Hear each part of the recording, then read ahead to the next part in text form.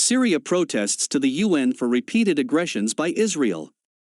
Syria's foreign ministry requested today the United Nations, UN, to condemn and immediately stop the repeated air attacks by Israel against its national territory. Israel's authorities persist in their policies and crimes against the country's sovereignty of the region, and lately committed a new aggression with missiles fired by airplanes from the airspace of Lebanon against the vicinity of Damascus, the foreign ministry denounced in 2 letters with the same text to the UN Secretary-General and the President of the Security Council.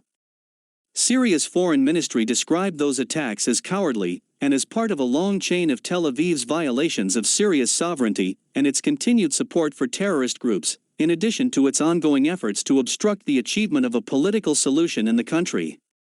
We warn Israel of the dangerous consequences of those aggressions perpetrated under false pretexts, the ministry stated in the text. Syria also demanded that the UN assume its responsibilities in the maintenance of international peace and security, and that Israel be held accountable for its attacks in accordance with the UN Charter and international resolutions, particularly those related to the fight against terrorism. In the early morning, the anti-aircraft defense batteries of the Syrian army repelled another new Israeli missile bombardment against the vicinity of Damascus. According to the Syrian authorities, Israel perpetrated during 2020 about 100 aggressions against Syrian territory and already exceeded 23 so far this year.